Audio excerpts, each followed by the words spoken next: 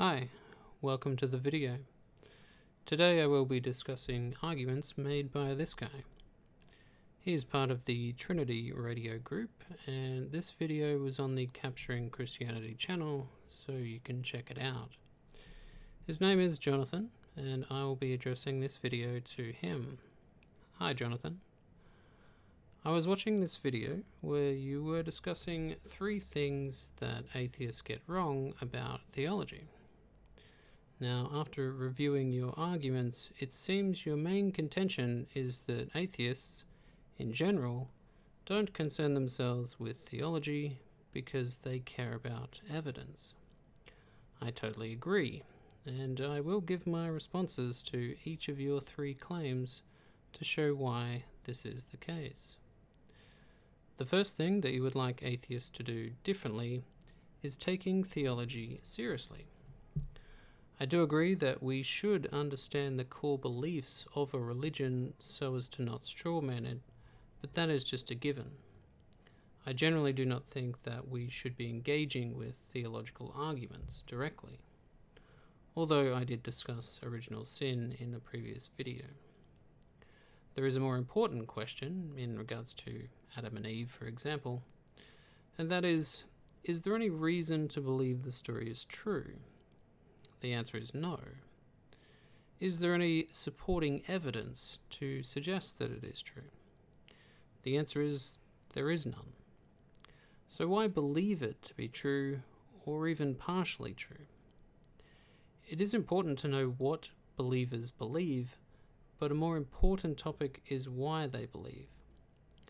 What is the justification for believing that 2 individuals eating from a tree is the reason that creatures die in this universe? Ignoring the question of when this happened, was it before or after the several mass extinctions that took place on Earth? It seems to be a natural process of decay that is part of the universe, in the same way that stars and planets die off and give rise to new stars and planets.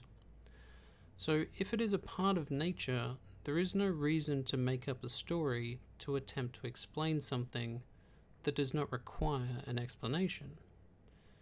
This is the argument that atheists are making, that your epistemology is lacking to make you believe something with no good grounds. It is the foundation of your beliefs, not the beliefs themselves, that we find unreasonable. Similar to death entering the world, the same is true of evil entering into the world. If evolution explains it, then there is no reason to postulate some mythical excuse for it. I had thought the informed Christians had moved on from this kind of attempt to square myth with reality. It seems easier to be a Christian by just accepting that most of the Bible stories are myths and legends. You don't have to believe anything on bad or no evidence. You aren't required to accept original sin or that blood sacrifice is required to atone for sins. You don't even need to believe that a Jewish rabbi came back to life after a few days in the grave. If you believed in the basic proposition of a God, and that Jesus was an inspired believer in such a God, whose message inspired others, and that inspiration has propagated throughout the generations thousands of years later, then you would still be a Christian. But you do not need to accept any doctrine or theology purported by religions or thought up by theologians, since they do not have any supporting evidence. You say that in order to convince someone like yourself that the belief is false, then we should engage with the internal theology of the religion. I disagree. Many religions can be internally consistent, but that does not mean they are true. They also need to be verifiable and consistent externally with reality. Harry Potter is a good example. It is internally consistent, but until there is some way of associating that to reality, then it is simply a made-up story. The same is true of the Bible. the early parts read like mythology, and the later parts read like religious propaganda. There are very few parts of the Bible that appear to be telling the truth or even attempting it. Also, it seemed to be a common thing of the time to make up stories and legends, hence the vast array of forged Gospels and epistles in existence, some of them even making their way into the New Testament. The burden of proof is on you to show why and how these stories match to reality. Until you can do this, no one should be a believer. After you have fumbled your way through explaining your excuses, it is then our burden, in the normal sense of that word, to explain why that is unreasonable. We do not simply assert that Christianity is false, as you claim. Your second argument was in regards to attacking non-essential claims of Christianity, such as the age of the earth. You did make the correct statement that if we show the age of the earth to be old, that would not disprove Christianity. What I find weird about this is that you seem to be blaming atheists for young earth creationists. The fact is, there is a lot of them, and they are very vocal, attacking evolution and attempting to remove it from science classrooms. The numbers suggest close to 30 to 40% of Americans believe that evolution and science in general is false, although hopefully this number is dropping in line with the reduction in Christians over the years. It is something that should be taken seriously, and these proponents should be debated. It would be better if Christians that don't hold to that belief be the ones to debate them, but that doesn't happen very often. So when a debate is touted as being between an atheist and a Christian, it is really a debate between science and anti-science. Or if an informed Christian, such as yourself, debated them, then it could be a Bible literalist versus a non-literalist. Either way, an evolution or geological debate has nothing to do with atheism. So it would be great if people, like yourself, debated these anti-science Christians. We know that these people do not represent Christianity, just a very large portion of it. But it would be better if they accepted the scientific method, hence why the debate has to take place. In fact, many debates like this that I have seen, oftentimes the atheist says something like, "This has nothing to do with God or atheism. It is simply a matter of science." So, if an atheist disproves their Christianity, or at least their view of reality, we are not talking about your Christianity. You made the same kinds of disclaimers in this very video, that you are not talking about all atheists and if the shoe doesn't fit. So it is very strange that you would call out atheists for trying to rectify the misinformation spread by these young earth creationists. The next thing you brought up was cessationism, the idea that miracles don't work the same way that they used to occur. When you compare this to continuationism, along with the discussion above, it seems to highlight a very large schism within Christianity between the informed and the uninformed Christians.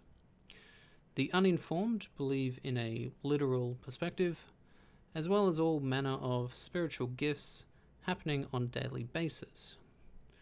The informed know that these kinds of activities, speaking in tongues, for example, they understand that these kinds of activities are nonsense, and they try to distance themselves from that. But by doing so, they undermine the very churches that started the whole movement.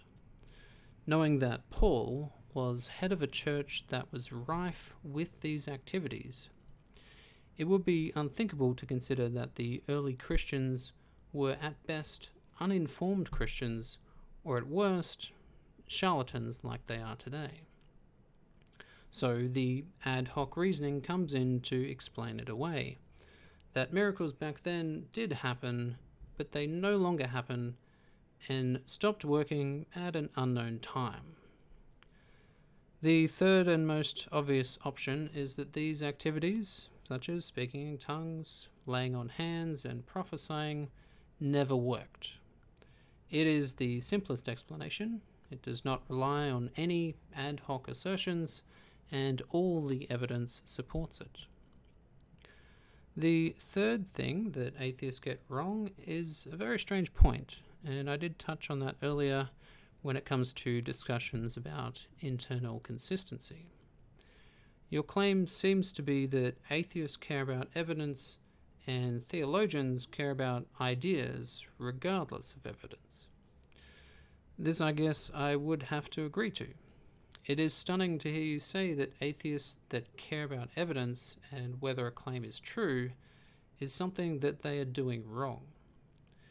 If something is not true, then there doesn't seem to be any point to discussing the ideas surrounding it. So theology itself, for any religion, is not very interesting. It is similar to discussing fan fiction or the lore of some fictional world or story. And unless you are interested in that particular world, then it can seem pointless. For example, I am interested in the lore behind Vampire the Masquerade, so role-playing and video game. And if someone came up to me and said, well, there's no evidence that vampires exist, I would have to agree with them, but I still enjoy learning about it. What is weird about this is that this concept only applies to fictional stories. This could not happen if we are talking about people interested in science or anything that actually has evidence. If someone came up to me and said, well, there's no evidence for X, and X clearly has plenty of evidence, then their statement wouldn't make any sense. I could just show them the evidence. I think it is very telling that you wouldn't do the same if you were asked to show evidence. But instead, you say, you are not making an argument. You are simply discussing the doctrine that Christianity teaches. So you admit, very openly, that you don't care about evidence for believing. You believe first, and then care about what that belief teaches. Theology, then, is just a safe space to avoid the harsh reality of providing evidence for your beliefs. This is the very reason that atheists say that your beliefs are unreasonable. If your beliefs are unreasonable, and you cannot provide evidence for them, then why believe it? If all you care about is internal consistency, and not if any of the claims of your religion are true, then why talk to atheists? It is well known that all we care about is truth, and what evidence you can provide for any given belief. If you proportion your beliefs to the evidence, then all the doctrinal claims of the Bible would not be believed by an intellectually honest person. I will applaud your honesty in this video, though. You admit that you don't care about evidence or truth. You don't care about reason or rationality. You only care about being internally consistent and to be able to safely discuss your favorite fictional story without being asked to provide evidence. What you consider to be atheists getting things wrong is actually just you having a bad epistemology and not wanting to get called out on it. I hope more Christians are as honest as you are, though, as it will further shift the religious landscape away from Christianity and towards rationality. Well, I hope this clears up the problem with theology. If you have any questions, then I'm sure you can find a way to ask them. Thank you for your time.